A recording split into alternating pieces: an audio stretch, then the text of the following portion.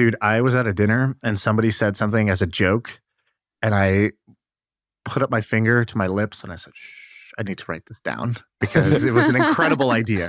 The guy goes... you put your finger on his lips? And then my own lips, back and forth. And I was like, say no more. I don't want to lose this idea. Let me write this down. I feel like I can rule the world. I know I could be what I want to. I put my all in it like no days off. On the road. So today you're going to talk us through a bunch of research products that you use, a bunch of pipes, you call them, right? Yeah, internet pipes. I called it research tools. You said that was dumb. Well, it just sounds boring. Right. It's more accurate, but it's boring. I call them Goldmines, which is basically some people just come back and show you a little piece of gold, maybe a jewelry. Steph shows you where the mine is, so you can just keep going back to the mine for more and more gold over time. Because I think people wonder, if they see your tweets or read your blog posts or hear you on our podcast, they're like, where does she come up with this stuff? How does she find this stuff? So today, you're going to tell us exactly that. Yeah, exactly. I think, the internet is such a special thing, and we often rely on something like Twitter to serve us the information of the day. But I feel like these tools are like you said, the gold mine. There's so much information that tells you exactly what people want or aggregates a bunch of opportunities for you. So, Steph, tell me about this patent one, because there's actually a handful of really good examples with this one. Okay. That I know of. So there's two parts. There's patent filings and patent expiries. So patent filings, I think there's probably some databases that do this, but the newsletter that I like to read is called Patent Drop. And they'll basically break down every newsletter 3 or so patents from, again, big tech firms like FANG, but also companies like Nike. By the way, I think Nike is the company with the most design patents, or it's up there. In any case, there's patent filings, so you can track what these big companies are betting on, what they think is interesting, that they want to, retain some IP around. And then there's also expiries, which is interesting. I think we covered the company Hims before and how they basically leveraged a patent expiry to build their company, or at least their first products. So there's a website called patentsexpiringtoday.com, which aggregates these. And obviously it takes quite a bit of sifting because there's a lot of things like, okay, I don't care that some shin guard is expiring, but I think the combination of those two definitely can result in some business ideas. Have you guys heard of Blue Chew? You guys know what Blue Chew is? Blue Chew? Yeah. So about 3 or 4... I don't think they target you in ads, but they target us for sure. Yeah. Basically, about 6 weeks ago, I went to these guys' office and I met the two founders. And one of the founders is a doctor and the other one was a commodities trader. And basically, they worked together and they were like, what can we start? And they saw that the Viagra patent was going to expire in 2017. And so they were just plotting. And Hims gets a lot of credit for doing this. But Blue Chew, I think, is actually more interesting. So what Blue Chew does is, I think they also own med.com. So it's basically a telehealth business where you call in and you say what your issue is. Their main thing is their pill. I guess, I don't know if they call it Blue Chew, the name of the pill, but it's for erectile dysfunction, which I didn't realize it's like the customer base for that is 150 or 200 million people in the world. And then it's projected by 2030 to be 400 or 500 million. So it's a massive amount of people who have erectile dysfunction disorder. And they bootstrapped this company and I don't know how big they are, but I'm pretty sure they're between $100 and $200 million a year in sales. And they entirely bootstrapped this company starting in 2017. And it was because of that patent that expired. And they built this business because of that. Yeah, it's an incredible example. Another kind of one chart business. All you had to do is just show, here's the business plan. This is the expiry date of Viagra. We're going to make the the D2C generic version.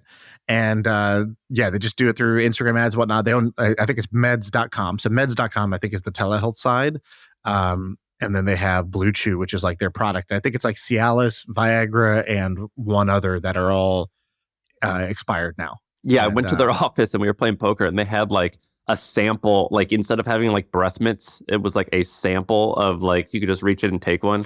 And I was like, my wife had a baby like 2 weeks ago. I don't think I need this, but like, what happens if I like, take here's it? a room, also a padded room. You could just go stand in to see the effects, and nobody will look at you. Then come back when you're done. Yeah, I was like, I don't know if this is gonna like be in use anytime soon in my house, but I was like looking at some of their numbers, particularly on SimilarWeb, and they had like 2 million people a month coming to their website. And I was like doing back of the envelope math. I was like, I'm pretty sure this is a massive company. Hims gets a ton of credit because they're publicly traded and they're started in San Francisco and they had all this press. I think this company is probably almost as big. And I'm pretty sure the two guys own most all of it. They haven't taken any financing. And so anyway, this patent thing is pretty wild. Yeah. And I haven't gone through the stuff happening in 2024, but another quick call out is the public domain stuff, right? So every year, new things go into the public domain. We're hitting January soon. And so that's another thing to call out for folks. Well, I think like a few years ago, wasn't it like Winnie the Pooh or something like that? Was it Winnie the Pooh? Like a bunch of these like... Yeah. And then Ryan Reynolds took advantage of that. He did, what was it, in partnership with one of the phone companies, and he did Winnie the Scrooge as a commercial. That's pretty wild. That's pretty funny. By the way, another one of these trends that you called out a few years ago, which I thought was so stupid at the time, and I've since spent probably $500 on this crap, is you did. My wife loves this stuff. It was like minis. It was for some reason. Oh, like mini cooking sets and stuff? Have you seen this, Shaan? Like basically, No. It's mostly women, I think. Young Sounds women. stupid, though. I agree. But it's so, I've spent, when she was pregnant, I bought her this, like, I bought like a bulk case of it. And then every week I would give her like a present.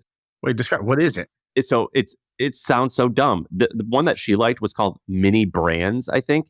And it's like any famous brand that you know of, like Coca-Cola, Kit Kat, like any type of snack, but also like different products, like a shoebox. They make just miniature versions, and you open up this small ball. It's like a baseball sized thing, and you open it up, and inside there's like a variety of like 8 different mini things, and people just love, I guess, looking at them. I don't even understand what the appeal is. But Is it for children? It's weird. Steph seems like someone who's into like this mini shit. By the way, this is Zuru. So this is that same guy, Nick Mowbray, that we talked about on the podcast, the toy mogul. Who, by the way, he said he wants to come on, so we should hit him up and get him on. But it looks like they're the makers of this. Is it called thing. Mini Brands? Yeah, Mini Brands. It's really expensive. They're expensive. Are they edible or are these fake? No, no. It's just like it looks like, imagine a Kit Kat bar, but just like the size of a penny. That's all it is. It's just small. It's just mini and excellent. I have had this theory for a long time that anything mini just works. Like I remember in science class, there was like a mini beaker and everybody used to fight over it. And I was like, what? That holds less. And nobody wanted to hear me. I was like, no, but that holds less stuff. And, but everybody wanted to have the tiny thing. And I was like, what's going on here? There is something to this, like either overly large, like kind of like the love sack, like either like an overly large thing or a completely tiny thing is just like one way to make a product more appealing. There's a YouTube channel called Jenny's Mini Cooking Show. That's the one I remember from years ago, where I was like, people will just watch this person cook these quote meals for hamsters. And they'll do the whole thing. They'll have like a tiny little knife and cut the pizza and the cake and serve it on the tiny plate. People love this stuff. Yeah, oh, wow. and I make fun of these people, but one time I ordered a birthday cake it was a Reese's peanut butter cup that was actually the size of a birthday cake. So I just like bigger things, but I understand like, which sounds awesome, right? Like you're gonna buy so that. like right now I should make like the Cybertruck Mini basically is like the thing I should do. I should make like the really tiny Cybertruck that can just park in your garage and that's it. Yeah, it's weird, man. It's weird. We're freaks. Steph, you want to do a few more? Yeah. What do you guys want to do next? Let's do the sports one. What's the sports data So thing? there's this website that aggregates a bunch of reports on sports, which obviously people love. Americans love sports. So they have like a state of pickleball report, state of the industry report. These cost money. So What is the state of pickleball? Should we go into that? Yeah. The burning question in all of our minds. What is the state of pickleball right now? But what I did find was this article that basically aggregated some data from this, and don't open it because I want you guys to guess what the fastest growing sports are. The 25 fastest growing sports according to this SFIA research, which is the Sports and Fitness Industry Association. What do you guys think were the top fastest growing sports in America? I already opened it, and I could tell you I wouldn't have guessed one of them. I already opened it as well, so the game is over. But I would have said pickleball, and I would have said that game paddle. Isn't there like another game that's just like pickleball, but it's for people that they want to be like, no, pickleball's old. This is the new shit. Like there's like two of them. That's what I would have guessed. It does seem like pickleball's number one, but number two, I would have never guessed. Alpine touring. I don't even know what that really is. I think it's just like off country skiing. And then I have never heard of what is winter fat biking? It's awesome, is what it is. It's like so. Sounds like something I need to research. So what is this? These fat tire bikes are really popular right now. So it's basically a bike with just a really fat tire, is what it is, and they're sick looking. You see them ride by, and but is this like sport? Yeah, it's just mountain bike riding, but the tire is particularly fat. That's all it is. What do we say? We like big and small things. It's just a normal bicycle with a fat tire that can imagine a bicycle that could drive on a beach. Got it. But I guess it's a sport. Number 4, off-course golf. Interesting. I don't even know what that is. When I Googled it, I think it's just those machines. But I guess they've turned that into a competitive sport And then number 7 is trail running. I could definitely see that. That is I get so many videos on my Instagram of trail running. Yep. Dude, I was at a dinner and somebody said something as a joke, and I put up my finger to my lips and I said, "Shh, I need to write this down," because it was an incredible idea. The guy goes, you put your finger on his lips, and then my own lips, back and forth, and I was like, say no more. I don't want to lose this idea. Let me write this down. He said something. He goes, yeah, I do the suburban triathlon. And I go, what? And he goes, yeah, the suburban triathlon. You walk a half mile to this bar, you drink 2 beers, and then you go play 9 holes of golf. And I was like, what? He's like, yeah, it's the suburban. I forgot he said suburban Ironman or the suburban triathlon.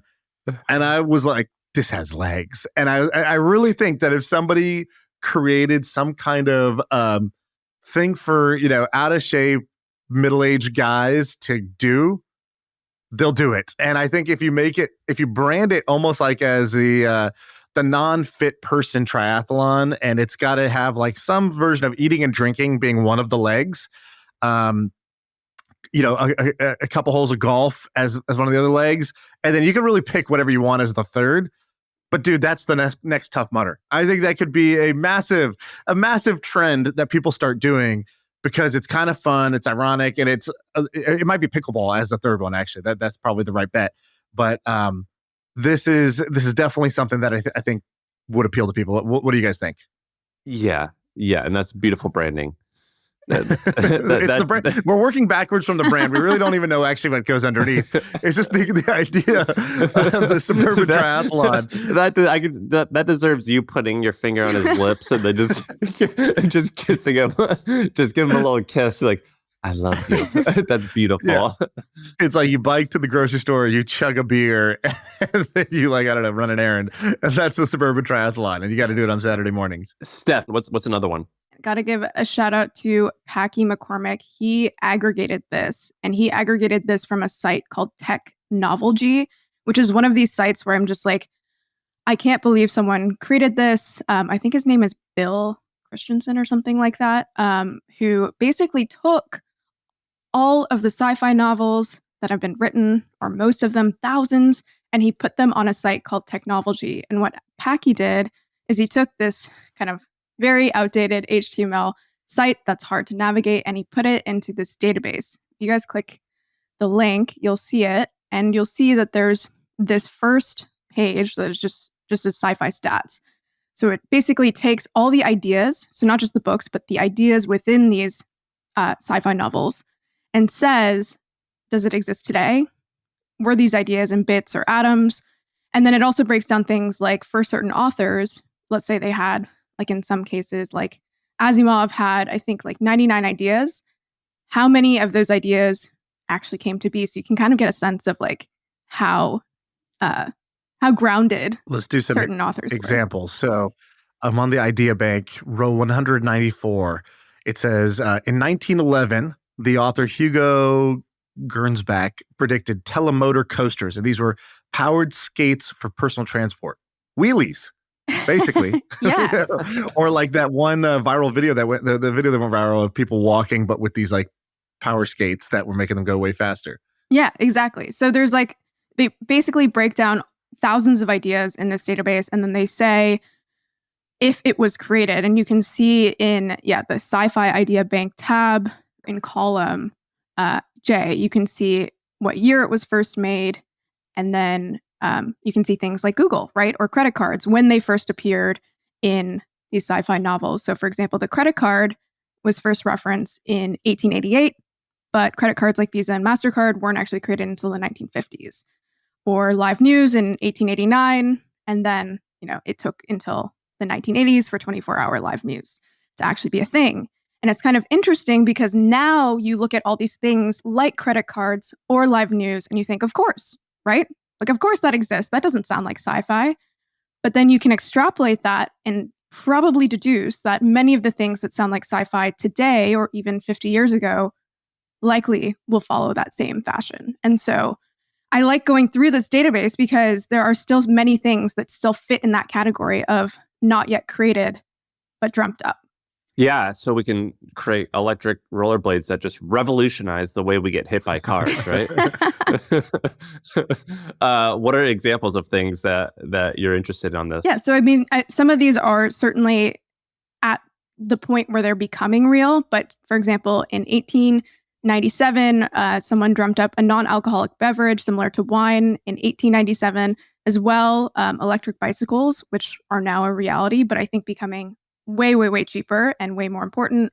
Vat-grown meat in 1984, which is another thing coming online. But I think what's equally interesting is to consider some of the major tech trends like AI, like some of the stuff happening in biotech, some of the stuff happening in space, all of those trends kind of intersecting.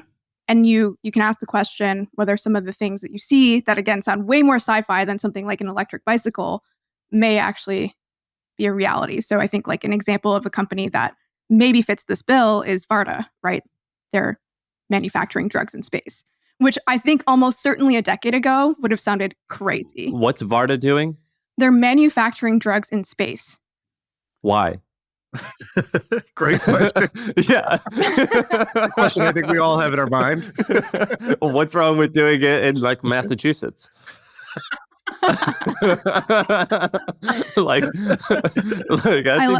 Sam in the pitch meeting. They're like, okay, hear me out. Drugs in space. What about Massachusetts? So my understanding is that the way that some of these drugs are manufactured, the physics when you're on Earth due to gravity and some of the other forces that don't exist in space results in you not being able to create certain chemical structures. And that impacts the way that drugs can be basically ingested or administered. And so there's that, I guess, immediate function of being able to create almost like drugs that exist today, but in different structures. But then there's the obvious future opportunity where you're then creating completely new compounds that could not be manufactured on Earth. Did those guys raise a lot of funding? I believe so. That's wild. That's beyond that's beyond my IQ. That's just pretty amazing. Yeah, there's like a list of ideas that were definitely started on like an ayahuasca trip, and this is one of them. Yeah. Well, whenever I see these lists, I just think of like, I'm not into like wizards and Games of Thrones and all that stuff. You know, what do I say? I say I play sports. I don't read Harry Potter, but I do like appreciate the fact that one woman just sat down and created this whole world to the point where there's like we talk about Quidditch. We're like, that's just like a part of like a relatively small part of this whole universe. This lady just thought up. And it is actually kind of been crazy to actually see some of these predictions. It's in a weird way, it's inspiring to think that an imagination can do this. And I do actually feel pretty psyched up looking through this and being like, damn, I'm thinking way small and not into the future enough. So I understand that. I think it's actually pretty cool. I just spotted in row 3,543 in 2003 smart wallpaper. So Sam, maybe that's coming your way. Next pod. Yeah, so I'll look less pale. All right, you want to do another one? Next, Goldmines. So I love this one, Our World in Data. So people have maybe heard of this website. It's a website that tries to aggregate data that is a reflection of what's really happening in the world. So it includes things like data on poverty. It includes really niche things. Like I went through the website and there was a graph that related to the day of the year with peak cherry tree blossoms in Kyoto, right? So like when the cherry blossoms peak the most, like so random, but they're collecting data on this. And I checked this website a few years ago, and I want to say there was maybe 200 graphs on here. And if you go to their ourworldindata.org/charts page, I want to say there's thousands of different data points now. And so I wanted to call out a few that I thought were interesting. But I guess, what do you guys think? Isn't this crazy that there's so much data being collected? I just clicked on one. It's adjusted net savings per capita from 1970 to 2020. And you could see like how much per capita a variety of countries are saving. It's pretty wild. Congo and Portugal, not saving a lot of money. Germany and France, really great savers. So like, it's just like literally thousands of like different charts. You know, Shaan talks about these like one chart businesses. I can't think of anything for this chart, but there's like many of these charts where you can see something and just spot interesting things. One of them is this population of the world distribution. So basically, this is a chart that is looking at how many of all the people in the world, how many are young right now, meaning under 15, how many are working age, 15 to 65, and how many are elderly, 65 plus. And the shocking thing about this chart, this is a one chart business right here, which is the elderly curve goes from today, right? Like kind of like the 2020, early 2020s, where it's under 1 billion. It's by far the lowest, the smallest line, to it's going to cross over the young population and be at, by the end of where this has it projected, 2.5 billion. And so that's the biggest grower. The working age one kind of flattens out, the young one kind of goes down, and the elderly one has this huge spike. And so if you're building anything that's in the elder care that you're going to own for, let's say, 10, 20 years, you have this immense tailwind behind you, which is just that the population of people who fit, the customer base is going to grow dramatically. We're going to go from under 1 billion people to over 2.5 billion people that are in that market. And so it's a case to say, if you go there, let's say it's like real estate. Like if you owned, senior living facilities or something like that, you would be able to just benefit from the fact that, occupancy is going to go up over time in this way. Now, of course, technology may completely upend things and AI and all that, but it is you could see these like huge trends that are going to be very hard to reverse. So it's hard to imagine a scenario that we change the direction of these lines. It would take like a whole societal shift, population level shift to change where these lines are going. Did you guys see the video of it was Kim Jong-un, the North Korean leader? He was delivering this speech this week where he was like pleading and begging his people to start having sex and having babies because the population is just dwindling. And he's literally crying. Like you see tears coming down his face, crying. And the rest of the audience is crying. And he's begging them, please have babies. It was really fascinating. And pretty charts big like turn this. Off, though, eh? Yeah, I thought it's just crying in front of a man, crying in frront of you, begging you to have children. It's not. Just light some candles and put on some R. Kelly, and it'll get it done. Yeah, I mean, it was crazy. I guess I didn't realize. It's funny. I'm looking at this chart and seeing his video. I didn't realize how big of a problem it is. But there's so many here. Which ones stick out to you, Steph? So I just linked another one that I think again is this like one chart business. This one's hard to get involved with, but I think it's the lithium production. If you pull that up, I just linked it in the document, and you can see that lithium production, which obviously is the core ingredient in many of our batteries, is concentrated in just a few countries. a lot of it's in China, a lot of it's in a few countries in South America. That's another example of just as you're browsing through a bunch of these charts, I think that one jumps out. But the one I wanted to dive into in depth is air pollution. So if you click the stat in here in our document that says air pollution is one of the world's leading risk factors for death, which maybe is obvious to some people, but to me, when I think about it's like what are the key causes of death? What am I afraid of? Air pollution is not at the top of that list. However, I also stumbled upon Patrick Collison's pollution page. He's got a bunch of cool pages on his website. He's got a page with just a bunch of questions. One of them's on pollution, and he says that the World Bank indicates that 3.7 billion people, so about half the world's population, are exposed to this metric of PM 2.5 that has to do with like the size of particles in the air.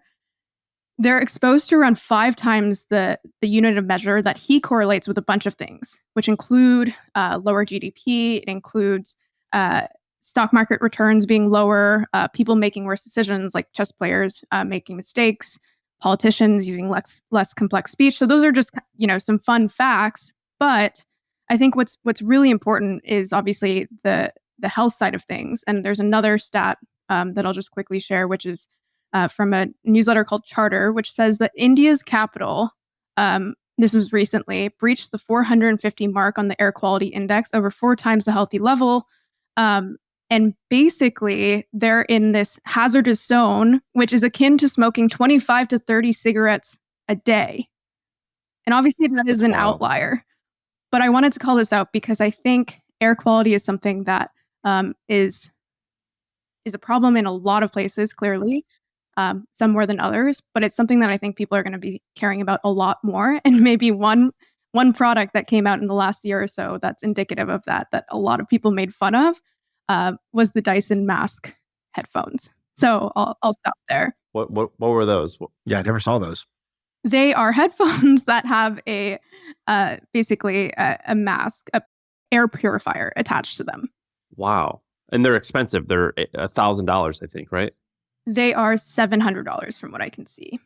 And what, this came out and people just made fun of them? Well, if you Google images, it's like a white guy in like the New York subway wearing it. You know what I mean? So, like it's a little off on, because you're talking about India and a few other countries, not maybe the New York subway. So it's kind of like a misleading ad they have, but that's pretty fascinating. Are these taking off?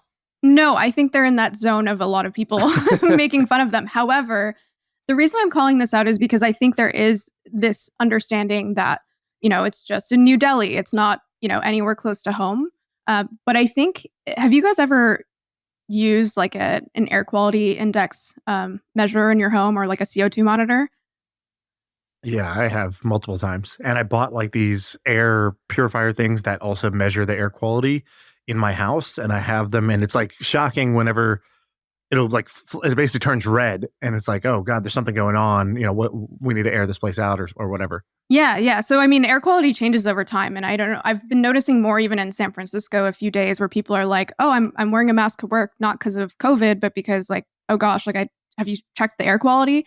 And a lot of people aren't doing this still today, but I think that'll change. And I think if you use some of these, like the CO2 monitor, for example, you literally, like if you go to bed with your door closed and you wake up and you check that thing, it is wild how high it is. And, all you need to do is open a window or, circulate the air in your home. But I think as the stuff, I guess, is people are more educated on it. I think some of these devices like the air quality monitors are going to take off. And you can see some of this data in Jungle Scout as well of just like the kinds of products that people are buying. Do you see, what did you see anything in Jungle Scout that stood out? Any product that's doing well? So there's one product which is has to do with an AC furnace and an air filter. But guess how much this thing sells every single month? What is it? It's an AC furnace air filter and an air quality monitor. And so what does that mean? Literally like the filter I put on the vents of my, like I've got like 8 vents around my home and I put these like filters there. Is that what you're referring to? Like those, like the cloth almost filters? It's a filter you would put on your furnace. Got it. Okay. All right. So what I'm looking at here is, yeah, like the kind of standard air vent filters that you have to swap out every 6 months or so. But also it's a smart one, so it has like a monitor associated with it that has an app. This thing costs $250. Yeah, I have no idea, but sounds like it might be a little high. So tell us what does Jungle Scout tell us for the revenue? So I'm seeing 4 entries in Jungle Scout, and they are 17 million, 12 million, 8 million, and 8 million. So what is that all total? That's like over $40 million per month. This is what Jungle Scout is saying. So, take it with a grain of salt. I'm not sure how they measure, but they tend to be pretty accurate. And so that's an example of, I think, as people, again, like try to understand the air quality around them, I think there's a growing business here. That is fascinating. I want to point out another thing. So this chart that you have of like causes of death. So the top, let's see, risk factors. I think I might have chosen the United States here, but in the United States, I believe the top ones are smoking, number 1, high blood pressure, high blood sugar, and obesity.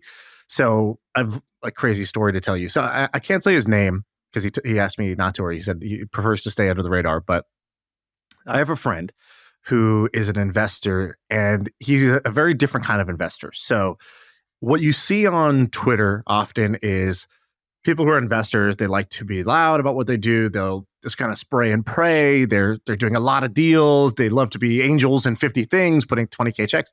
My friend is very different.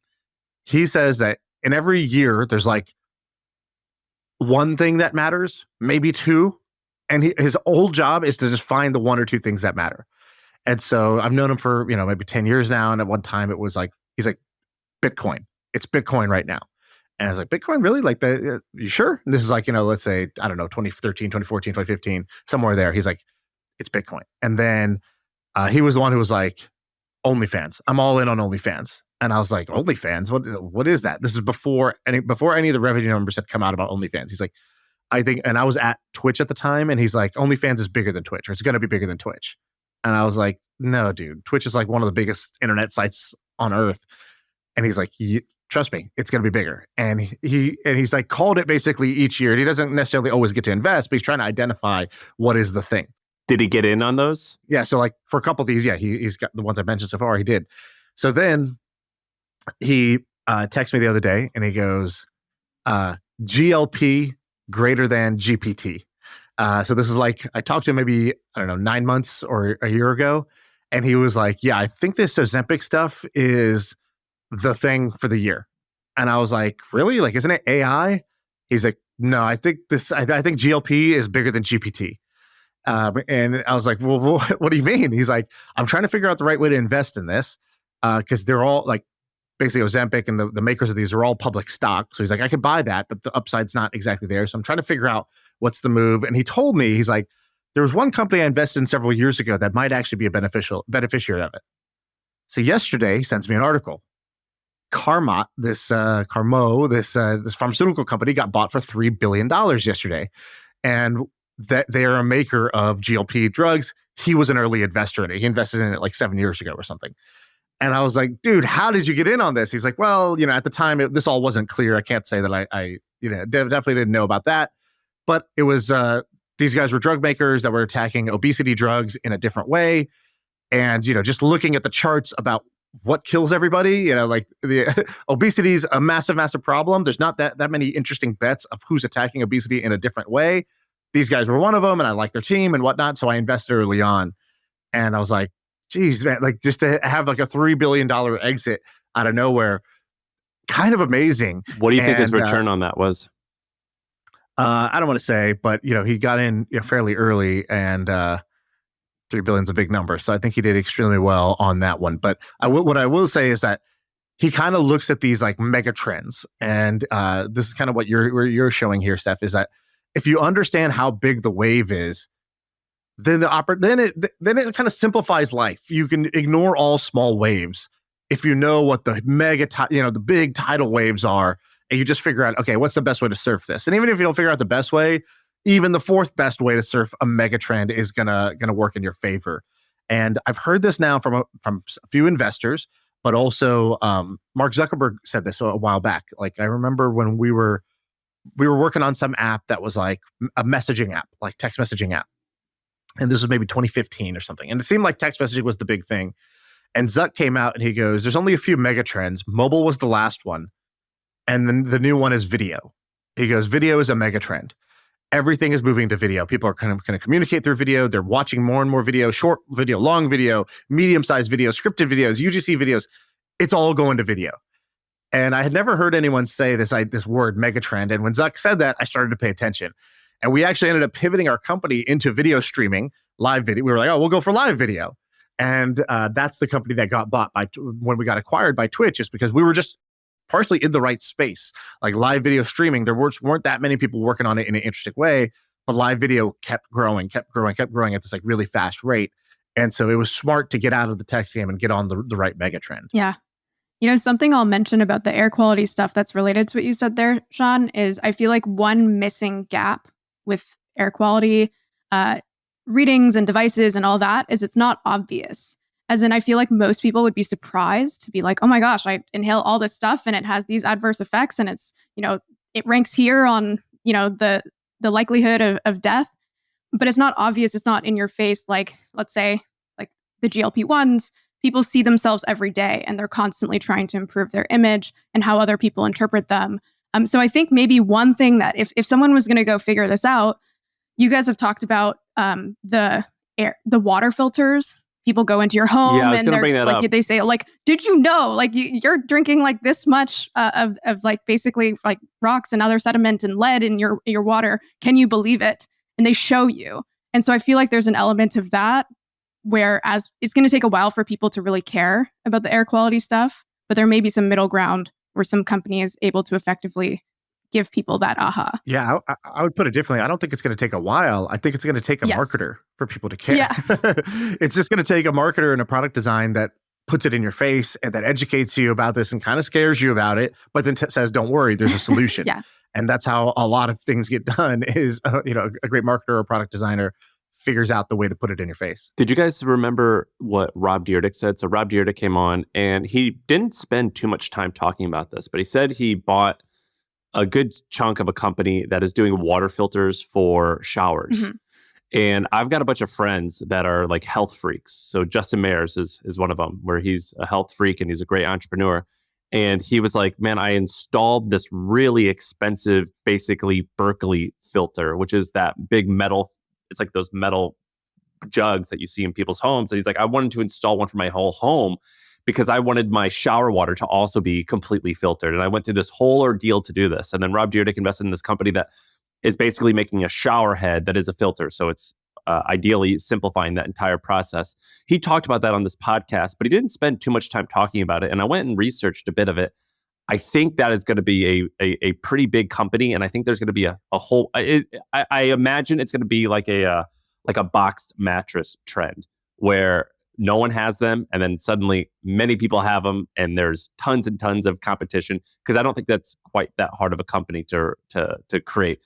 I don't know what the mode is entirely, but I imagine there's going to be a whole bunch of people in that space, and so I'm pretty much on board with what he said, and I think you have an interesting insight with the particularly with the AC vents. That's another product that literally everyone has in their home. You have to replace it 2 or 3 times a year.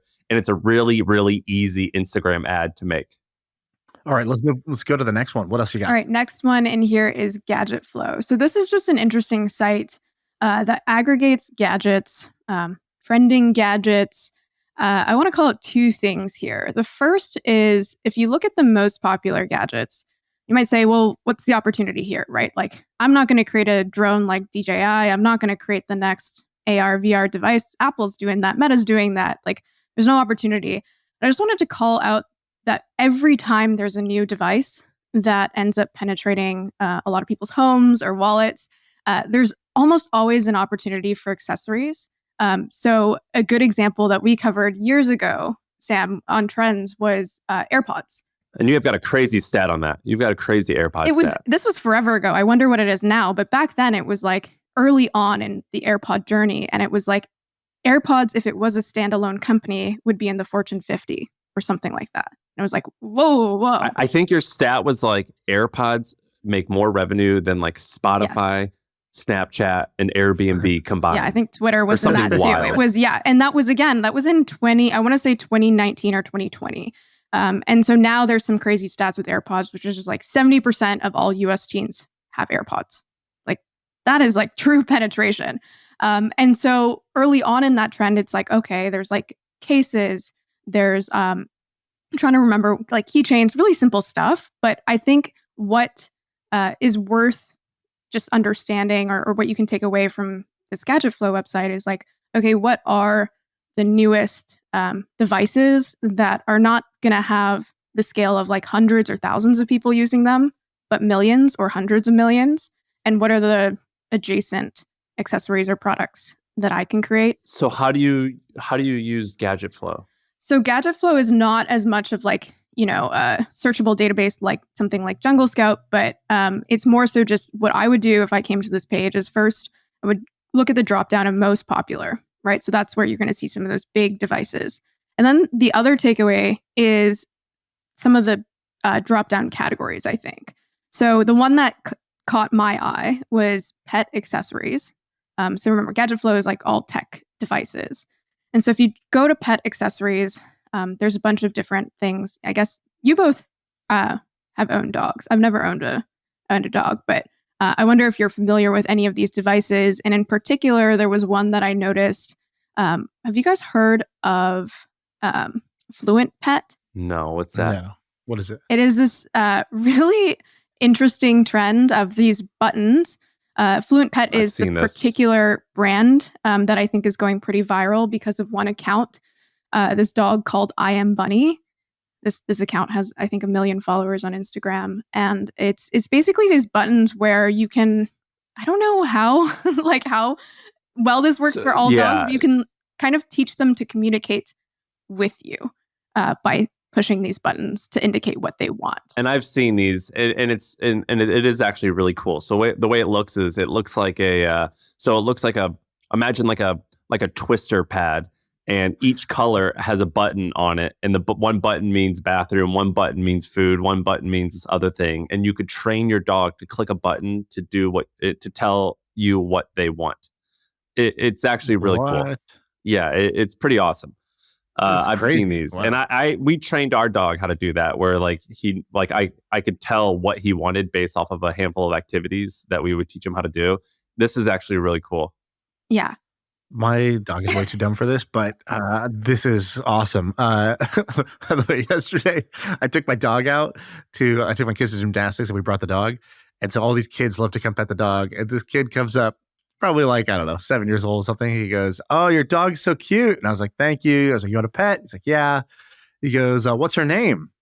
And I go, "Yeah, her name's Bunsley." He goes, "Oh, why didn't you give her a better name? Like Rosalina."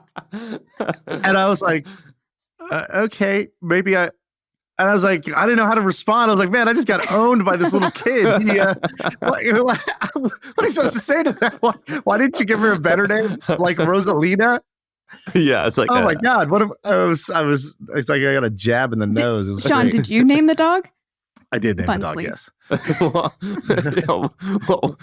What was the answer? I just thought it was a very regal sounding name. I think your definition of regal and everyone else's definition is a little bit different. Like a butler. I don't know. Like, oh, Bunsley. Steph, what are you doing all day? Are you just clicking through all these? I mean, you probably have 100 or 50 different links here. Are you just clicking through this stuff all day? How many tabs are open right now? I want to say 35. So, and are you going to go through those, or are you just a hoarder? There's an order. There's like the Jungle Scout tabs grouped together, the like similar web tabs grouped together. I don't know. I mean, I think so. I will spend time every so often just like going through these websites and like scouring for ideas. But I think there are a few newsletters and things that I pay attention to that kind of surface ideas that I then, if I find them interesting, will go and check them, in Similar Web or Jungle Scout or whatever. And I know you're at A16Z now, and I presume you're happy, but inevitably one day you're going to go and you're going to start a company. That you have it in you. I think you're going to do that. What do you think it will be? Which category? Because you've seen all this data. You look at all this data. What's going to interest you whenever you do it? Well, I don't want to share the ideas that I actually want to pursue soon because... Which category? You could say games, or I like the idea of, people we've talked about before. Someone, if you guys remember Neil Agarwal, neil.fun. No. Yeah, great website. Part of me, we talk about these big ideas like AI and biotech, and it's all very interesting. And, someone please go become the air quality marketer that we all need. But part of me just wants to create things that I wish I saw on the internet, or I wish existed on the internet, that aggregates some of these ideas or gets people to learn things in ways that they never thought of before.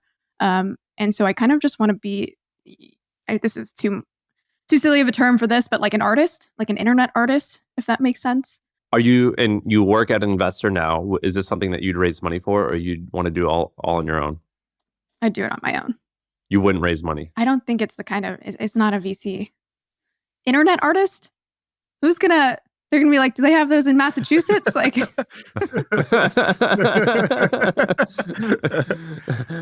right. Well, I'm just curious. Peter Levels is like the internet, like the Banksy of internet art right now, right? Yeah. Like he's kind of one of those guys. Yeah, exactly. And I think you will do that. I'm eager to see when you finally do it. I think you're going to do really well in it. Well, they have her trapped because I saw her do something yesterday that made me just shake my head. She tweeted out, "Who's got the best company swag in the world?" And she posted don't a sell me out photo like of that, like Shaan. a backpack and like a koozie and like a water bottle that all said A16Z on it. And no doubt they were beautiful products. It's great to get free stuff, but that's how they get you, Steph. I was like, no, they're wrapping their tentacles around you. What's the two most addictive things in the world? Heroin and a monthly salary. Well, third is free swag. Yeah, you don't even have golden handcuffs. You have a black umbrella. That's what they did for you. The internet artist that I want to follow, that I admire, does not fall into the traps of company swag. In fact, they reject company swag. They reject company swag. When I saw you post that, I was like, oh no, she's in too deep. It's like an Inception. We need to wake her up. She's so far. She's in level 3 of Inception, and we got to snap her out of this. Well, I mean, I am human. I am convinced by free stuff. It looks like they got you with a book bag, an umbrella, and a poncho. That's what. That's what it took. Yeah. So for all the Cheap people date. who have previously tried to coach me, that's all you need. Just send me a backpack and a poncho, and.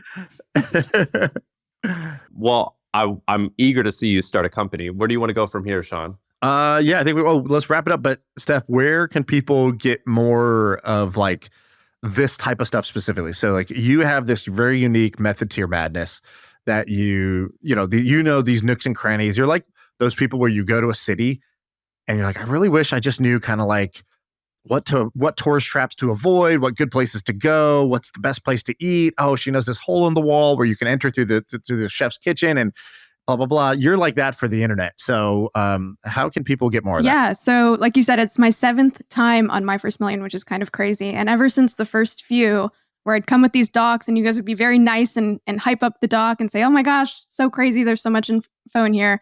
I constantly get people reaching out asking for those docs and, an aggregation of all the websites that I visit and how to use them and how to internet sleuth, or I like the term to use the internet pipes. So I'm putting together something. I don't know what to call it. Maybe you guys can help me with it, that aggregates these internet pipes and shows people how to use them. So I think the only thing I've done is aggregate them and then buy the domain internet pipes. But I think by the time this episode goes live, I'll probably have some sort of like pre-sale up on that page if people are. What are you going to charge for it? Okay, if you guys have a minute, I want your opinion because I think I'm going to do something wrong here. Don't use the C word. You can't say course. You have to call it something else. Like I don't know. You got to use Chat GPT, but something involving the word research, I'd imagine. There was this one guy that used to he had a lot of knowledge. He read a lot of books. He had a Lamborghini in his garage, and he too had a course. No. So maybe you could take his blueprint. He had a good one. I mean, so I don't know what I'm going to call it. I don't like the idea of it being a course because I want it to just be like a resource that people go to, and it's not like a teachable course or something like that. But what do I charge for something like that? When I did my book, I did this like tiered pricing scheme where it started at $10 and then it went up for every like 30 or 50 sales. But I feel like I'm going to end up charging too little. What was that called? It's called doing content right. So doing content right. Shaan, tell me what you would have done in this situation. So Steph worked at my company. Yeah, and she was talented. She worked at my company while she was doing this. And I remember someone came to me and they're like, do you care that Steph is doing this and launching this content book? And I was like, no, why should I care? Would you have cared, Shaan? And I think, Steph, you made, I don't know, you could say what you made, but you made great money. You maybe made more than that than we were paid. Yeah. Did you make more doing the book than I paid you? Maybe in the first year. And Shaan, what would you have said if your employee was doing this? Would you have been pro or anti? Yeah, I would have been pro. I mean, it's fine. Like, I have no problem with that. I would have had a conversation just to be like, cool, where are we going with this? Like, where does this live in your life? Is this like fun side project? Is this what you actually want to go do? Then maybe I can help you go do that in more. Like, I just kind of want to know where that lives. And I just, obviously, for you, Steph was like a star performer. So, stars get like more rope to go do things. If you are doing a mediocre job and then you got this side hustle, that's the final straw for me, right? Like then you're not putting your energy kind of towards actually getting a good outcome. But Steph was crushing it. So, So I don't think we were pretty encouraging of people to do stuff unless they were screwing up. I don't know if we ever lost an employee because of their side thing, but I think like that was pre-Twitter getting popular like it is. I think in the future, I maybe wouldn't have encouraged it. And it's kind of effed up, but I don't know if I would have encouraged it, but I did encourage it back then. Well, that's what I mean by I want to know where it lives in your life. Meaning, if this is kind of what you really want to do, then let's just be honest about it. Like, let's just have the honest conversation and we can figure out like what's the right pathway forward. And if you're like, I just want to make a little bit of extra money, we could talk about like, hey, if you just did XYZ here, you can make that, you don't have to start a separate business, right? If that's the motivation. If you're just like, oh yeah, I just use this for serendipity and networking, and I just kind of like to put stuff out there on nights and weekends, like this is my hobby. Like that's what I told people when I was doing things. I'd say, business is my hobby. So like, for you, when you log off work, you might go to CrossFit or you might go play golf. What I do is I read, I write, I make things. That's what I like to do on the internet. And so, this is just me doing that hobby. You do Taekwondo or whatever you do. And I think there's just some people that are like that. You gotta let them spread their wings. I mean, I think also to your point, Shaan, it depends. Is this like an ongoing thing forever? You're going to be writing, doing a course every quarter and it's going to take up all your time. I intentionally with this project, partially because I didn't want it to last forever, but partially also because it's just my psychology to like get something done and out there, was like, I think I compressed it until like a 6-week thing. And I was like, this is the only time I'm going to allocate to this. And I feel like for this new project that I'm launching too, it's kind of the same thing where it's like, I don't want to be like doing a course forever and people checking in with me and have this, I just have this like little burst of like creativity. I need to get something out there to exist. And then that's it. Yeah. Yeah. Your question was, what should you charge for it? I don't think this is going to make a ton of money because who's the type of person that wants to buy this is somebody like you. Yeah. So there's not that many people that are like you that are like, hey, I just have some disposable income that I'm going to use so that I can have better internet, random research tools and like ability to lurk and just find interesting things on the internet. I think those are awesome people, but it's not like mass market, right? So you either got to charge a bunch or you go the other way and you charge very little, but you get the value in a separate way. Like for you, what I would be doing is I would use this as a honeypot to attract like the type of person that's going to pay even $99, whatever, to $100 a year to have access to this database is like somebody that you would want to go hang out with for 3 hours, most likely. Right. And so I would just use it as like the value isn't going to come from the direct monetization of this asset, but from the little community you build and then the interesting either investments you get out of it or, introductions or opportunities or the company you started someone from this. That's, I think, where you're going to get way more value than just trying to charge a premium for this. But it'll pay for her monthly expenses. You're doing content right plus a new thing. You'll make $25,000 a month, I think. We'll see. Yeah, but like your needs are covered, right? Yeah. So like, one thing I think about a lot is like, more of the same keeps me where I am. So, if I keep doing things that kind of keep me in the same level of the game, I'll never have the bandwidth to do whatever it's going to take to get me to the next level of the game. And so, like, for example, I had a course that I was teaching maybe 5 to 10 days a year, not much.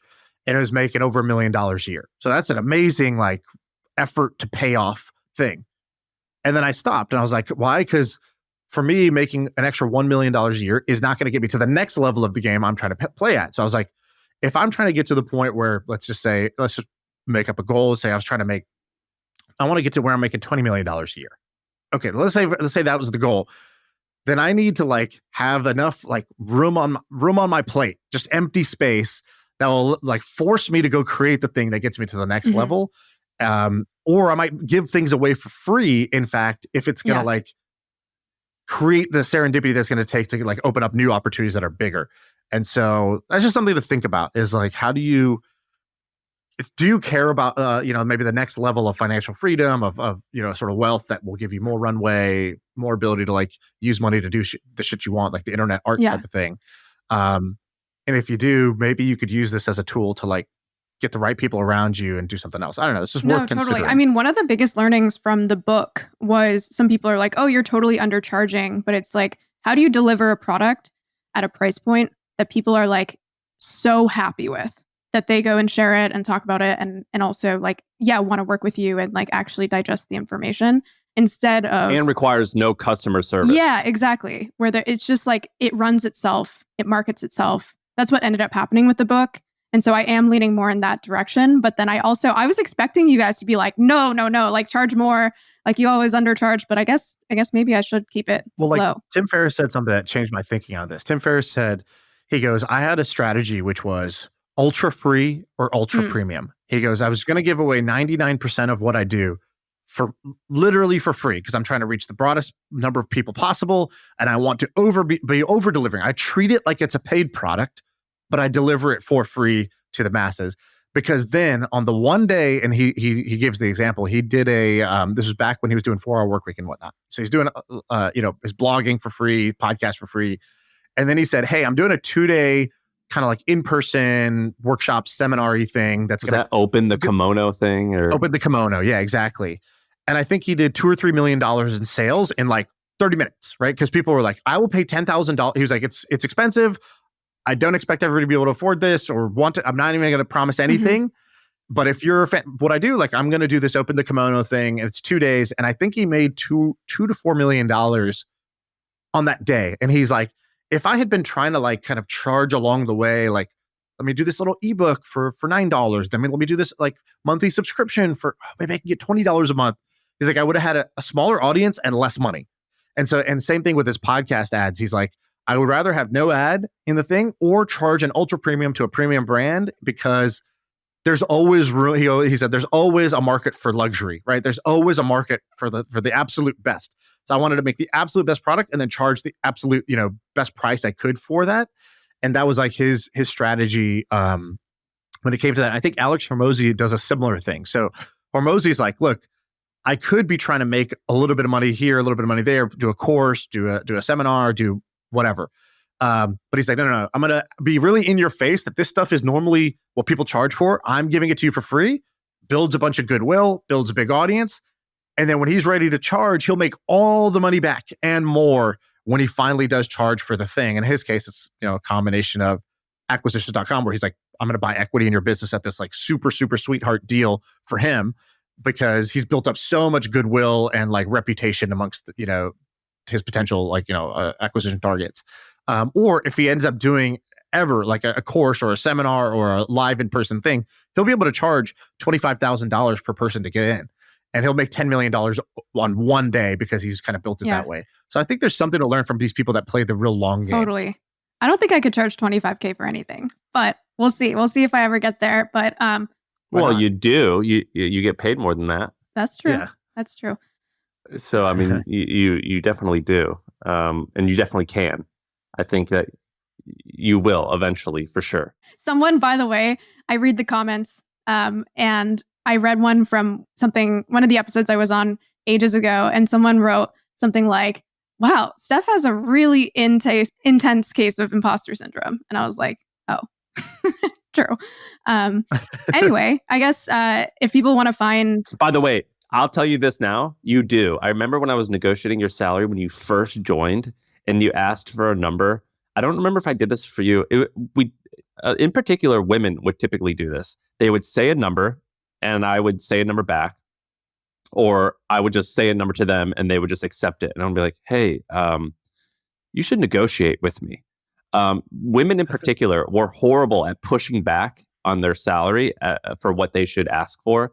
And, my company was small. We, in aggregate, probably hired 75 people. But I noticed a small trend of women in particular did not push back nearly as hard as the men. There were many men that they would push back and it was laughable. I'm like, there's not a chance I'm going to give you this, but I guess I'll meet you somewhere in the middle to like adjust this. But like, this is crazy. I was thinking you were a $150,000 a year person. You're asking for $700,000. Like, that's just ridiculous. But I remember with you, Steph, you were we gave you a lot of bumps, I think, over the however long you worked with us, but you started way too low. And I would encourage you to, maybe not for this product, but to definitely elevate what you should be demanding for pay. I think you're doing all right now at A16Z, but I've noticed that with you in particular amongst very, very, very smart and qualified young women. Yeah, it took me around, so 21 to 28 28 or 29 when I joined A16Z. So it took me like 7 years or so to actually learn to negotiate. So I agree. Can I tell you an embarrassing version of imposter syndrome that I have, which is, it's not imposter syndrome, but it is what I call Michael Scott syndrome, where sometimes, and I felt this for like 10 years, I always hire people that are like super smart. That's great up front. But the downside is sometimes you just feel like Michael Scott. You're like, oh, I'm the idiot in the office. And I'm telling these people, I'm actually in their way. And these people are like, they're kind of looking at me like the way that Jim Halpert looks at Michael Scott. And I'm like, oh no, it's happening. The Michael Scott thing is happening. Have you ever felt that? Yes, I felt that way all the time. And then I realized I felt that way for a long time. And then I realized, oh wait, no, that just means I'm good at hiring. So like I should just get out of the way. Michael Scott would do. He turned it into a compliment for himself. No, I felt that way too. I remember hiring people that were A, older than me, and B, smarter. And I'm like, what the fuck are these people? Did I really just convince this person? Did I just trick this person into coming and joining anything I'm doing? I feel horrible about that. I felt that same way. One woman that's so good at what she does in our e-commerce business. She's so fast, like literally so fast and hyper productive. Like she gets like 3 people's stuff done in the same amount of a day. And she's the one who Michael Scott's me all the time. I'm like, I'll be telling her something in the meeting. I'll be like, yeah, let's follow up next week on that. And she's like, I already sent it out. And I'm like, while I was talking, but I was giving you such a good anecdote and metaphor. And oh, you just like finished it? Oh, okay. I guess I could have shut up 5 minutes ago, huh? And I realized, actually, this is a great thing. Just like you said, Sam, it's not that I'm great at hiring. I said, now this is actually the bar. I only want to hire people that make me feel like I'm the Michael Scott of the office. That's actually how it should feel when you're doing it right. It should feel. That means you're good at hiring. Now you just got to get the hell out the way. You did the hard part. And you're funny. That's the other thing. Yeah, I don't know about that. I'm just going to quickly shout out, if people want to go find it, internetpipes.com. I guess we'll figure out the price. It'll be live when this goes live. All right, that's the pod. Steph, thank you for doing this. I feel like I can rule the world. I know I could be what I want to. I put my all in it like no days off. On the road, let's travel, never looking back.